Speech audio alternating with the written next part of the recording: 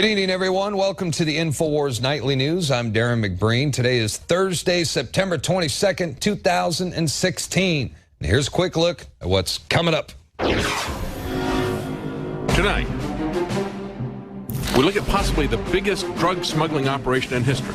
The Clintons and Bushes, stronger together with their ties to Mena, Arkansas and Iran-Contra. This criminal enterprise exposed in the 1980s continues to this day with the rape of Haiti. There are new accusations today of pay-to-play scandals rocking the Clinton campaign. And a flashback with a young Alex Jones talking to one of the whistleblowers exposing the Bush-Clinton drug connection. The Air Force, I worked directly with the FBI's counterintelligence division for 3 years, and then that led me into contract work with the CIA in an obscure place called Mena, Arkansas. And here at home, Hillary hurls racism charges in Charlotte like a Molotov cocktail. Will she be held accountable for her reckless demagoguery? Of course not. All that and more on tonight's INFOWARS Nightly News. What if I told you that 2 former U.S. presidents were once part of the largest drug smuggling operations in American history? You'd probably say I was one of those crazy conspiracy theorists, right? But wait a minute, I want you to take a look at this because there is compelling evidence that suggests that George H.W. Bush and Bill Clinton were partners in crime and perhaps the most lucrative and brazen drug trafficking operations in the history of the international drug trade. Now, this goes all the way back to the 1980s after Bush Sr. was head of the CIA and then vice president, and Bill Clinton was the governor of Arkansas. They worked hand in hand with the CIA, Oliver North, and notorious drug smuggler Barry Seal to bring in what official IRS and DEA calculations, along with sworn court testimony, amount to $3 billion to $5 billion worth of drugs into the United States. And this was back in the 1980s, 1981 to 1985. What they did was set up an air base in Mena, Arkansas, where the CIA allegedly brought in plane loads of cocaine and heroin from Nicaragua to be sold in the U.S., much of which ended up in south central Los Angeles, and thus the beginning of the crack epidemic. And for more on that, you can Google search our interviews with Freeway Ricky Ross. Now, this also has links to the Iran-Contra scandal, because a lot of that money that was made from the drug trafficking ended up in the hands of the Nicaraguan Contra rebels and also helped pay for illegal arms shipments to the government of Iran. Sir, the Republicans are trying to blame you for the existence of a small air base at Mena, Arkansas. This base was set up by George Bush and Oliver North and the CIA to help the Iran-Contras, and they brought in plane load after plane load of cocaine there for sale in the United States. And then they took the money and bought weapons and took them back to the Contras, all of which was illegal, as you know, under the Bolin Act. But tell me, did they tell you that this had to be in existence because of national security? Well, let me answer the question. No, they didn't tell me anything about it. They didn't say anything to me about it. The airport in question and all the events in question were the subject of state and federal inquiries. It was primarily a matter for federal jurisdiction. The state really had next to nothing to do with it. The local prosecutor did conduct an investigation based on what was within the jurisdiction of state law. The rest of it was under the jurisdiction of the United States attorneys who were appointed successively by previous administrations. We had nothing, zero, to do with it, and everybody who's ever looked into it knows that. Now, that's a brave woman right there, independent journalist Sarah McClendon, asking President Bill Clinton about the CIA drug running operation in Arkansas while he was governor under his watch. And notice Bill Clinton, he never denied that it happened. He just said that he didn't have anything to do with it. And I think it's very interesting and rather suspicious that Barry Seal two of his favorite drug trafficking locations were Baton Rouge, Louisiana, and Mena, Arkansas. And it's widely accepted that Louisiana Governor Edwin Edwards was paid off big time by Barry Seal to look the other way. But we're supposed to believe that Bill Clinton, as governor of Arkansas, was never bribed. And he had no idea what was going on in his own backyard. Right. Why is the life and death of Baton Rouge, Louisiana-born drug smuggler Barry Seal still relevant today? The revelations surrounding Seal's involvement with the vice presidency of George H. Bush, the Arkansas governorship of Bill Clinton, secret money laundering dealings with the DEA, and CIA Director William J. Casey's shadow government of the United States paints a clear picture of the evolution of the current corruption that infests the highest levels of government today. In a staff meeting in 1981 with newly elected President Ronald Reagan, CIA Director William Casey said, "We'll know our disinformation program is complete when everything the American public believes is false." In the mid-1980s, News Channel 8 reporter Teresa Dickey stumbled onto what would become a goldmine of investigative journalism when she innocently went to report on what appeared to be Governor Bill Clinton's new initiative to bring good jobs to the people of Arkansas. To her surprise, Teresa Dickey gradually uncovered a massive shadow government operation replete with illegal cargo plane modifications for drug running and money laundering that would have huge ties to the DEA. And at the center of that deliberate and illegal operation was Barry Seal, a fearless drug smuggler and gun runner for the DEA and the CIA. Seal had been busted for drug smuggling and worked out a deal with the DEA to act as an informant. But last night in Louisiana, Barry Seal's enemies caught up with him and killed him. Tonight, 3 men are in custody. NBC's Brian Ross reports that Seal was about to testify for the government once again. It was Seal who posed as a smuggler and flew into Nicaragua and took these pictures showing Colombian drug dealers and Sandinista officials loading cocaine on his plane. I came to the table with a background in Air Force intelligence, 8 years during the Vietnam War, worked with the CIA and Air America, and then that led me into contract work with the CIA in an obscure place called Mena, Arkansas, back when Bill Clinton was governor and back when George Bush was the president. And I personally witnessed a complicity between these two men, Bush and Clinton, in terms of transporting cocaine into the U.S. For the purpose of sale to generate money to fight a war. And that war at the time was the conflict in Central America involving the Sandinistas in Nicaragua. And after the Iran-Contra hearings detailed Oliver North's diversion of funds to the Contras and all of the failed indictments never brought anyone to justice, to this day the banks continue to launder the billion-dollar drug cartel industry's money. And when they are caught, they pay a fine and no one goes to prison. Thank you, Clinton and Bush crime family. Corruption has been largely normalized. Although all of this evidence may seem irrelevant as the statute of limitations has been surpassed, what does it mean to the upcoming election? What difference at this point does it make? It means everything. It means innocent people mysteriously died in Arkansas for no reason. Because of Linda Ives' investigation into the death of her son, she was placed on Bill Clinton's enemy list by White House counsel Mark Fabian. Already, people associated with the case were beginning to die in what amounted to a reign of terror among young people in Alexander, Arkansas. The crime syndicate operating within the Bush and Clinton families will either be stopped dead in its tracks from entering the executive office once again, or a Hillary presidency will usher in a new age of corruption that will bring the United States to its knees. John Bound for Infowars.com.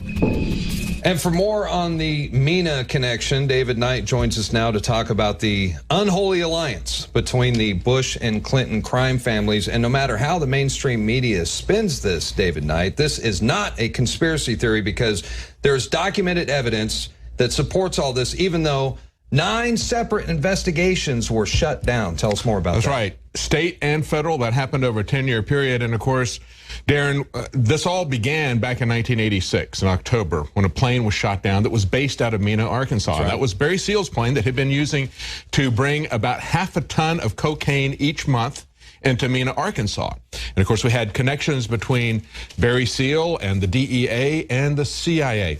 Look, you have to understand that the CIA's central funding for their black operations has been drug trafficking. That's been the situation that's been for decades. It was centered out of Mena. Many people believe that it's now centered out of Afghanistan, Turkey, but at that time, back in the 80s and the 90s, it was centered out of Mena, Arkansas. And when we look at these players, we have to understand it's not just even the Clintons and the Bushes that are still around today. We've also got people like Robert Gates, who just stepped into the presidential election saying about Donald Trump that he was beyond repair on national security issues, to which Trump came back. And, of course, Robert Gates was a Secretary of Defense under George W. Bush as well as Obama. He served 2 years under one, 3 years under the second. And Trump came back and said, well, I've never met former Defense Secretary Robert Gates. He knows nothing about me, but look at the results under his guidance. A total disaster. And he's right. Our foreign policy under Gates, under Obama and Hillary Clinton and George Bush have been a total disaster. Yet Robert Gates goes back to Iran-Contra himself, Darren. He was the deputy CIA director at the time. And when William Casey died, suddenly under kind of mysterious circumstances, he was supposed to testify in the Iran-Contra affair. The day before he was supposed to testify, the CIA doctor came by his office, examined him and said, I think you got well, he had a couple of seizures, right? They took him in and he says, you got a brain tumor. We're not going to do radiation. We must operate. Casey didn't want to do an operation. He wanted to do radiation. They operated and he never talked again. He died a few months later.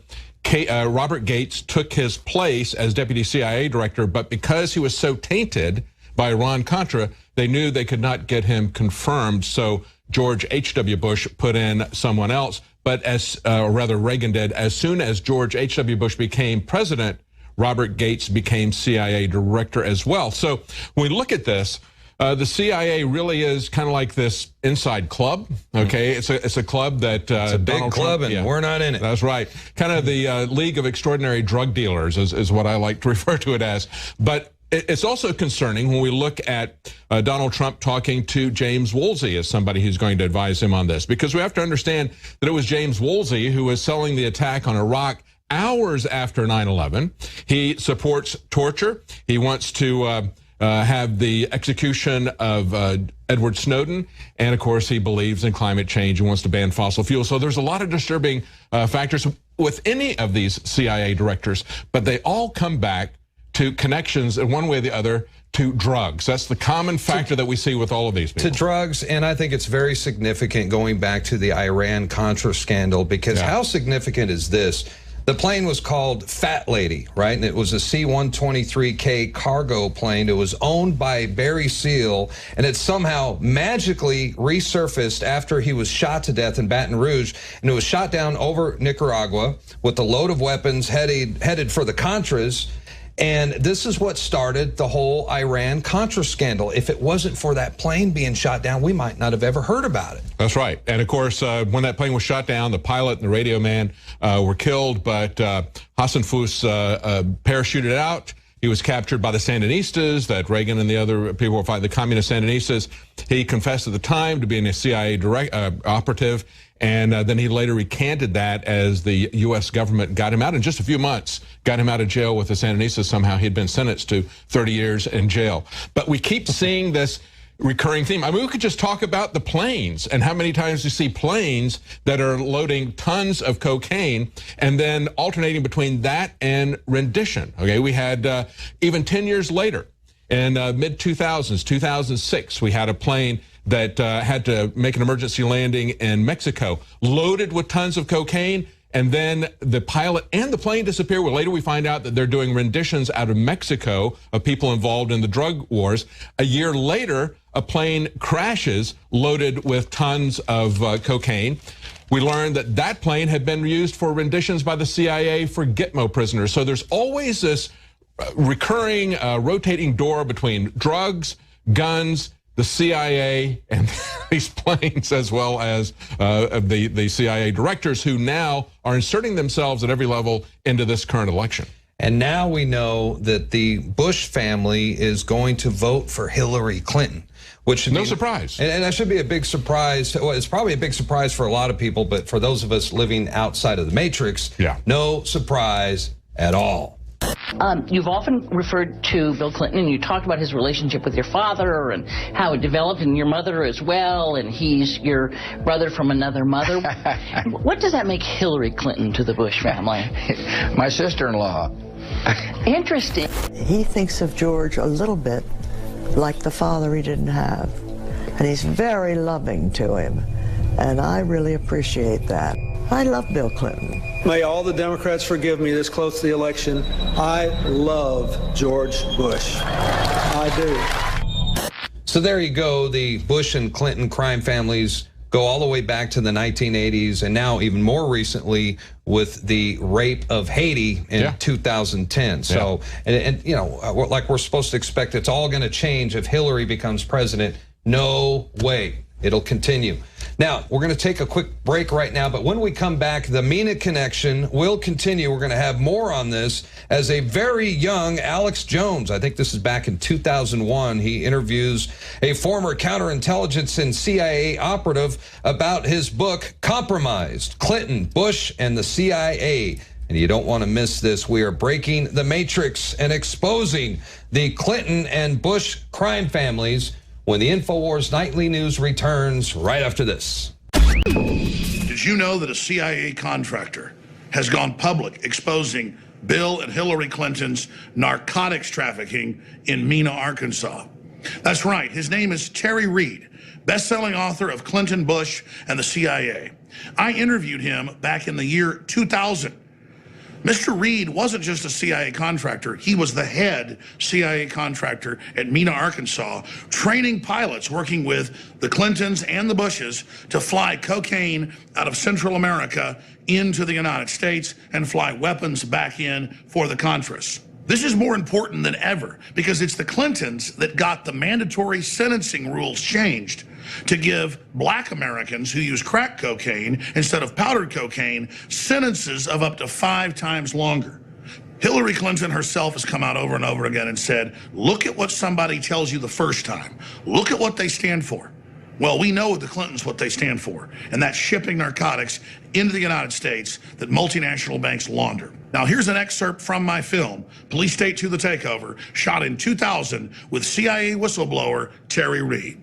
Well, I came to the table with a background in Air Force intelligence, 8 years during the Vietnam War, worked with the CIA and Air America. And so I know how the intelligence community functions, how it's organized. And after my discharge from the Air Force, I worked directly with the FBI's counterintelligence division for 3 years. And then that led me into contract work with the CIA in an obscure place called Mena, Arkansas, back when Bill Clinton was governor and back when George Bush was the president.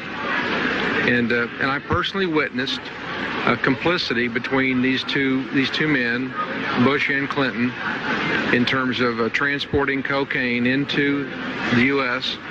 For the purpose of sale to generate money to fight a war. And that war at the time was the conflict in Central America involving the Sandinistas in Nicaragua.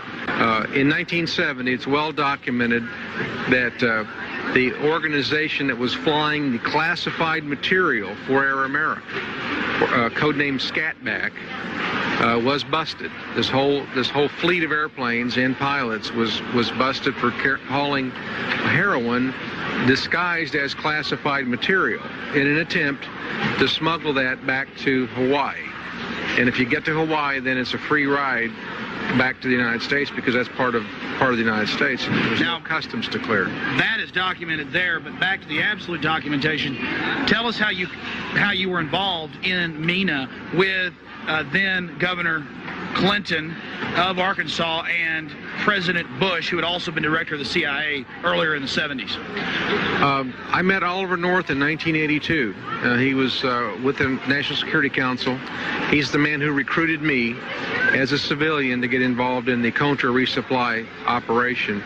He told me that this was taking place in Mena, Arkansas, that George Bush was overseeing the entire project in order to insulate the executive branch from the scheme, because certainly there were constitutional considerations there. I went to Mena. I met a man named Barry Seal, who I was told was the CIA contractor who had the contract to resupply the Contras. Sure, in fact, I found a large base there under construction. I was hired initially to be a flight instructor. I'm a certified flight instructor. My last tour of duty in Southeast Asia was to assist the Cambodians and equip them to fight a covert war. And here we were doing basically the same kind of training. This time we were equipping Nicaraguans to fight communism in Central America. And did you ever actually see the cocaine, or you just were at the base and knew that it was being flown in? No, after walking around with blinders on for 2 years, it became to the point I could no longer deny what was going on. And as I document and discuss in my book, Compromised, it's a book I wrote about this subject, Compromised Clinton, Bush, and the CIA. In 1987, I came face to face with a C-130 full of cocaine, just literally tons of it stored in ammunition boxes on a flight that was returning. And from that point on, I couldn't deny it, and I asked for a full-scale investigation, and went directly to Oliver North, I might point out, to request for that to occur. And the investigation obviously didn't happen. I was labeled a security risk and a threat to the operation, which clearly showed to me that this was being sponsored and sanctioned by the U.S. government. So they were flying guns out and coke in? Yeah. The whole story. Also? I have no knowledge of that. It was cocaine. Where are we going now today? Would you say that the majority of, how big a percentile of the narcotics coming into this nation are controlled by the National Security Agency or the CIA? I have no way of knowing, but I use logic on these kinds of scenarios.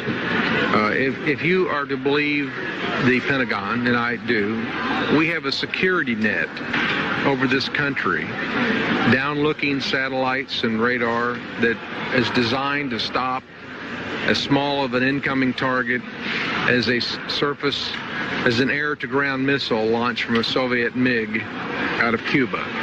Now, if that's the case, and you can do that, and I believe we can do that, that's been proven time and time again we can, you have to ask yourself, how are all these drugs getting into this country? So what are the drug busts that we see? Are those cowboys or people that were not inside, who are not licensed drug runners for the CIA being busted? Oh, the independent, the entrepreneurs, the little guys, the guys with a Cessna that gets caught with a duffel bag full and goes to prison for life. The juxtaposition of that is a C-123 with 5 tons coming in unabated. How do we stop this? Just education? No. We, the American people, first of all, say we don't want a war on drugs. I'm for total legalization of drugs. Well, some people will be shocked by that, but back in the 1920s during Prohibition, alcohol abuse skyrocketed. It created giant armed gangs. If you make something illegal and risque, a giant black market rises. Well, black market is what the problem is. The profits are there. Take the profit out. And then it loses the flair and it loses the money. Not only does it lose that, anybody else still in the trade certainly surfaces as a cold sore real abruptly. The banks that launder the money would surface and probably go bankrupt. It'd be interesting as an experiment, I've always said, to let's say we're not going to do this permanently, but for 3 months, for 90 days, we're going to have a test, and we're going to legalize cocaine for 90 days, and just see the reaction of corporations, companies, big businesses that are in the drug business, and banks that launder the proceeds, and watch them surface, because they would go into withdrawal real abruptly. Well, Mr. Reed, just 2 more short questions, and I appreciate your time with us here today. The general public has a gut level feeling that the information you're discussing is true. Even Esquire did a large article 2 months ago about it in their September issue, documenting it, DEA people, carte blanche admitting it. And we've seen articles in early '97 about the Federal Reserve Bank of Dallas and San Antonio being caught with $3 billion of drug money. This goes to the highest levels. Truthfully, it's good to say we should decriminalize drugs. At the same point, isn't the war on drugs also creating the police state that they like? That's my greatest concern. I don't say let's legalize drugs because I want to see you use drugs or anybody else. We have not had a war on drugs. We've had a war on our Bill of Rights under the guise of the war on drugs. I never thought I'd ever live to see the day in this country that I fought for to have roadblocks, arbitrary roadblocks. Now, passengers in vehicles have no rights, as you know, that the passenger has an obligation to show his or her identification. Asset forfeiture, seizure. In my view, Hillary and Bill's Achilles heel is the fact that they're really cold-blooded CIA arms and drug traffickers who could care less about black people, white people, you name it. And that's why we're releasing this September surprise in hopes that Americans investigate the very, very wicked past of this dynamic duo. INFOWARS has more information coming out in the days and weeks that exposes this Bonnie and Clyde's criminal activities. But this is a very important September surprise. We need to get all Americans, people around the world, quite frankly, to look into the history of this dangerous criminal combine that is the Clintons. Why is the mainstream media calling the rioters in Charlotte, North Carolina, protesters? These aren't protesters. These are agitators and criminal thugs after the shooting of an armed black man by the name of Keith Lamont Scott, who was shot, by the way, by a black police officer. Rioters once again jumped to conclusions and went crazy before hearing all of the facts.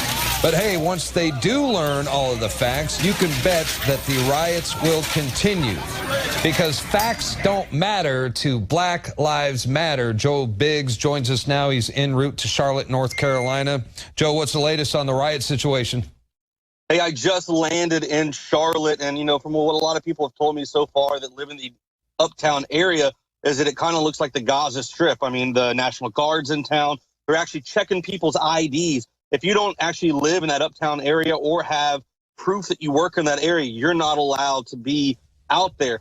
But the thing is, no one's going to be there tonight rioting anyways. Everyone's going to the rich white neighborhood where most of the NFL players live, which is called South Park Meadows, and that's where I'm going to be focusing most of my attention tonight. Well, I know there's been reports, and we've seen the violent unrest, looting, attacking bystanders. They're attacking journalists. They're setting fires. You know, the usual suspects. And they're smashing up cars, smashing up businesses, and shooting at each other. But the media is still describing these criminal thugs behind the rampage as protesters. And hey, I've got news for all you protesters. Martin Luther King would be ashamed. Yeah, they're not protesters. When you're burning down your city, when you're demolishing jobs, when you're destroying people's livelihoods, when you're attacking people and assaulting people, you are a terrorist. All right, well, look, I want to tell our audience just to stay tuned for updates. You will be reporting tonight and putting out reports on Infowars.com. Also, check out the Alex Jones channel on YouTube and the official Alexander Emmerich Jones Facebook page. Joe Biggs, you got the last word. I will be using Alex's Facebook mentions tonight, and I will be posting videos of YouTube and stuff on my Twitter. So live coverage as well. Live coverage as well. That's right. Stay tuned for more reports at Infowars.com. I'm Joe Biggs from Charlotte, North Carolina. All right, buddy. Stay safe out there. All right. Later, dude.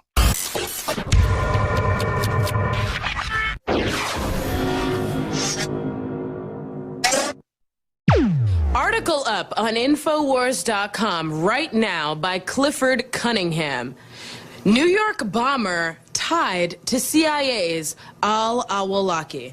That's right, Ahmad Khan Rahmani's manifesto actually praised the known CIA asset Anwar al-Awlaki, as well as numerous trips to Afghanistan and Pakistan. This is breaking news right now on INFOWARS.com. This manifesto that Rahmani actually posted ended up mentioning the Boston bombing, as well as Yemeni American-born cleric Anwar al-Awlaki, who was the first U.S. citizen to actually be killed by a U.S. drone strike when he was in Yemen. Al-Awlaki, he was a known CIA and FBI asset who dined at the Pentagon shortly after 9/11. He directly inspired the Chattanooga shooter, the Fort Hood shooter, the underwear bomber, as well as the Charlie Hebdo terrorist attacks. Paul Joseph Watson called him the chief terrorist pansy handler for the CIA. He is the federal government's premier false flag agent. So what we have here is a situation where the New York bomber is actually tied to someone who is deeply involved in trying to destroy America. When he was living, he was the chief terrorist, and he continues to inspire despite his death. It's a very, very shocking, and it's very, very disturbing.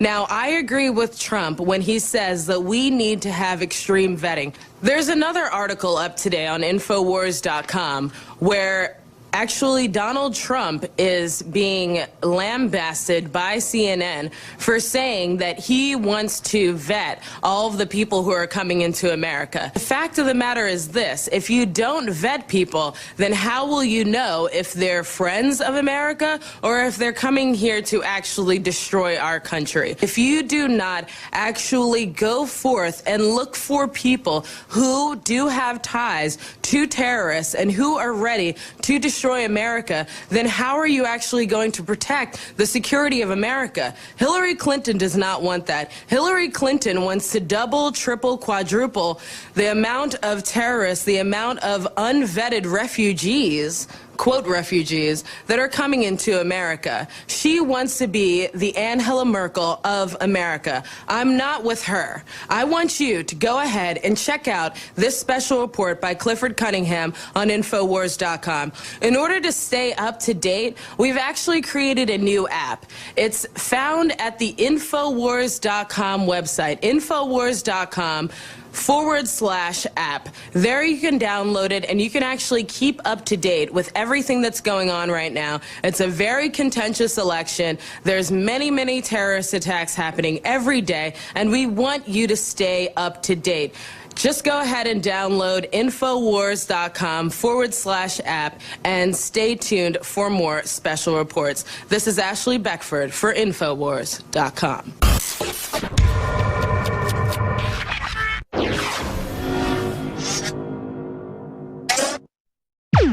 I'm Margaret Howell reporting for INFOWARS.com. Well, if you want to know about all the countries that Hillary Clinton has single-handedly destroyed, look no further than our website, INFOWARS.com. There's an article up online right now. It's trending, written by Wayne Madsen. Wayne's going to be on Alex Jones' show later today, and then the nightly news tonight with Owen Schroyer. I want to take you through what he said. I encourage you to take a look at this 11-page article in its entirety. It's amazing.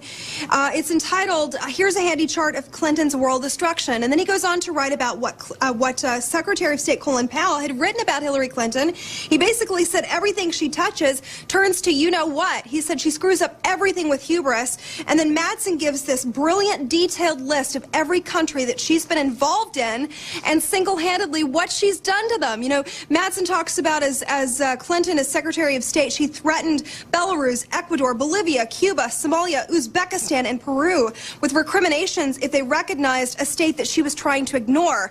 He talks about her involvement in Libya, the gun aspect of what she did on the ground in Libya, what she's done in Syria, and what her actions have done that have led to the creation of ISIS. So we're talking about a woman that is on a major power trip right now. She wants the highest office in our land, and yet look at her track record. She screws up everything she touches. Can you only imagine the foreign policy regime that we're going to have if she gets her hands on the keys to the White House? Now, Wayne Madsen goes on to talk about how Clinton's involvement in the Arab Spring resulted in the rise of Sunni Wahhabism and the Islamic State. Basically, she had a hand in the creation of ISIS in northern and western Iraq, and Iraq's plunge and dissension into hell. He goes on to talk about in 2009 her involvement in Kosovo, which led to the state increasingly becoming a state ruled by criminal syndicates and terrorists and former Liberation Army officials, which we know were basically terrorists. So we need to take a look at Hillary Clinton's record. She has a lengthy past full of crimes. I encourage you, go to our website, take a look at this article. While you're at it, download our app, INFOWARS.com/app. I'm Margaret Howell reporting for INFOWARS.com.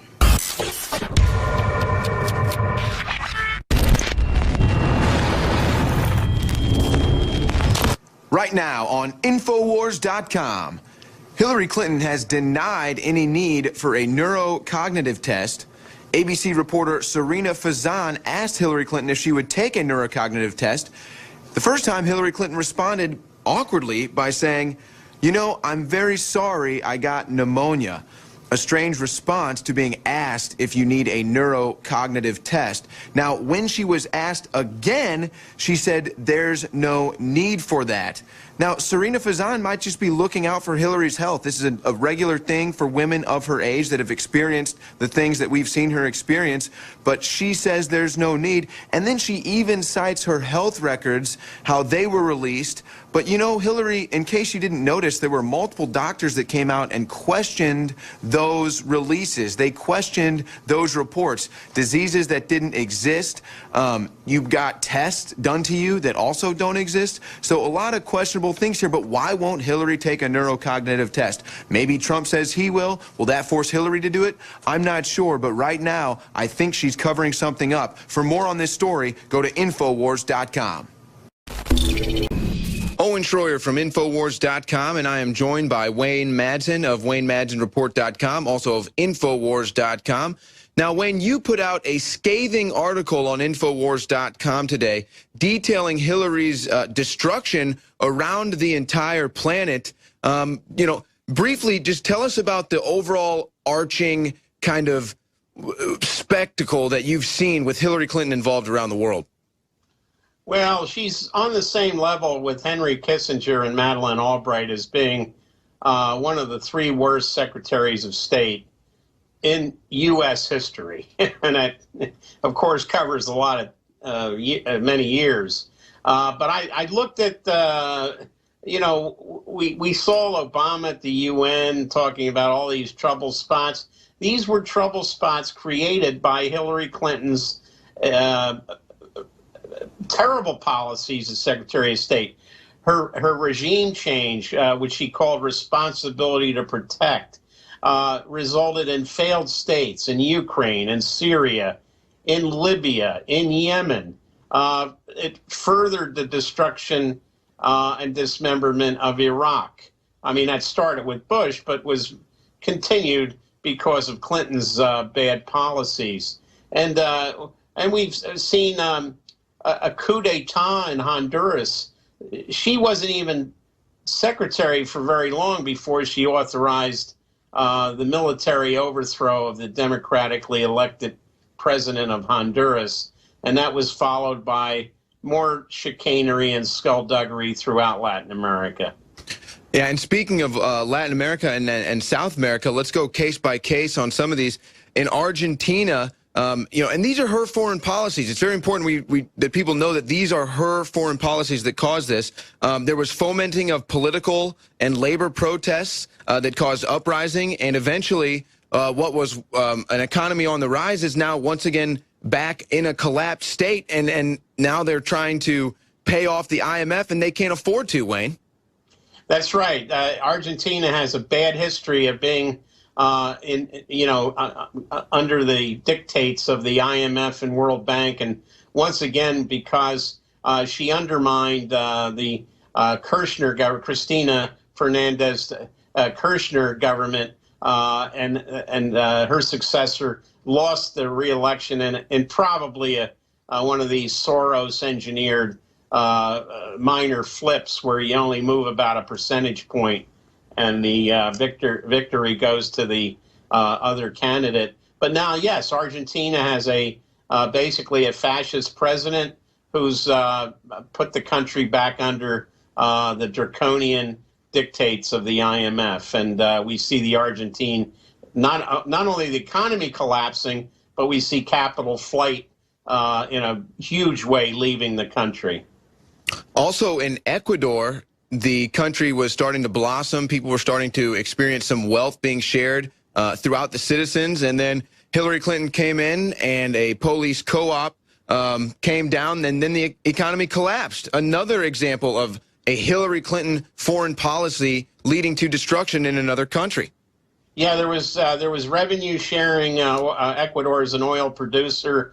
The country's very poor, and the indigenous peoples of that country were starting to benefit from this revenue sharing under President Correa. But again, Hillary Clinton started to foment rebellions in Ecuador, labor strife, almost saw a police coup against the democratically elected President Correa. And now Ecuador has got a faltering economy, again, thanks to Hillary Clinton's terrible policies of regime change and undermining democratically elected governments.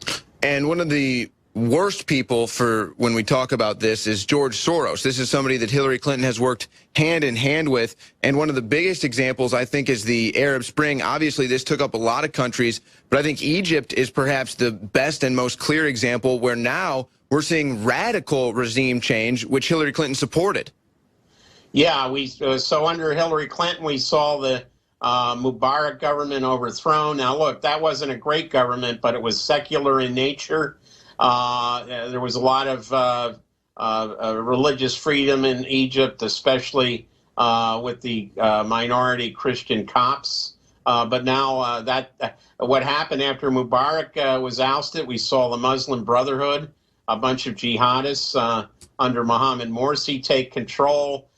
They started to Islamicize the country. The military reacted, and now Egypt is a military dictatorship with a lot of problems, especially among the poor people of Egypt. They haven't seen any progress. Again, this is all Hillary's fault. Let's call it for what it is. This didn't happen under Condoleezza Rice, and she wasn't a very good Secretary of State either. This happened under Hillary Clinton. And John Kerry, of course, is continuing a lot of these terrible policies because he kept in place many of Hillary's assistant secretaries and other top officials in the State Department. Yeah, and it's very important that we hold these people accountable, much like Merkel in Germany. Merkel is starting to have to retract some of her stances and admit that she regrets it, and then maybe she doesn't. She wants to be tolerant. But what we're seeing in Germany is a collapsed state where they're bringing in all these refugees, and now they're losing a lot of their culture, a lot of their heritage, and people are getting raped in the streets, if you want to be graphic about it. But yeah, I think that, to me, Hillary Clinton kind of reminds me of Merkel as far as her domestic policy is concerned.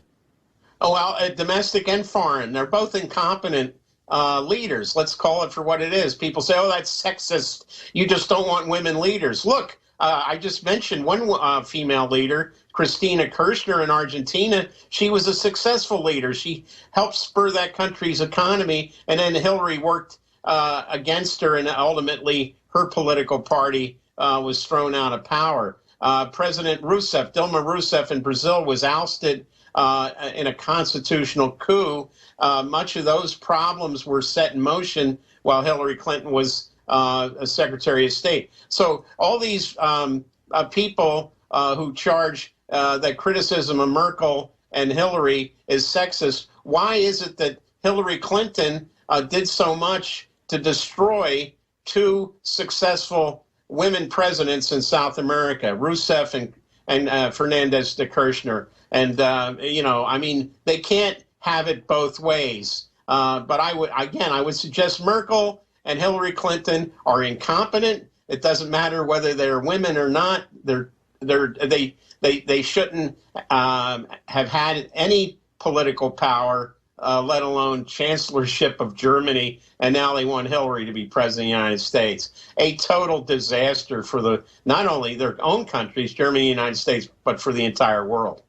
And I think perhaps Haiti might be the worst example that I've ever seen of a foundation, the Clinton Foundation, taking advantage of a really sad scenario, a country that is in desperate need of help, and then they use people's emotions to basically get rich. I mean, that's what they did to Haiti. I don't want to get off on that because INFOWARS has reported on that a lot of times. Yeah. But, you know, real quick, you know, Wayne, just looking at these foreign policies and looking at some of the things that she's fomented in other countries and looking where America is right now, you know, I think it's very important for Americans to look at these foreign policies, what has happened in the other countries since these foreign policies have come down, and start looking within to think, is this really what we want from a future president to happen here? No, absolutely not. Everything that happened happened while she was only the Secretary of State. And, of course, Obama went along with a lot of this stuff because he's been a pretty detached president, allowing members of his cabinet to do all kinds of things. He later says, oh, I wouldn't have done it that way. I mean, that shows you his managerial skills. I would just hope that Donald Trump and his advisors read this article because Trump is always hit on not having specifics. But if he can actually demonstrate where Hillary Clinton has destroyed countries as Secretary of State and made the world a much dangerous place, she has no defense for her past actions. Believe me, she can't defend that record. But at least there's a record to point to, unlike just, you know, using generalities to go after her. These are very specific points, and that's why I wrote the article. Wayne Madsen of WayneMadsenReport.com, investigative reporter for INFOWARS.com. All right, folks, that's going to do it for tonight's broadcast. The INFOWARS Nightly News will return, Lord willing, tomorrow evening at 7:00 p.m. Central. Until then, have a good evening. We'll see you back right here tomorrow night.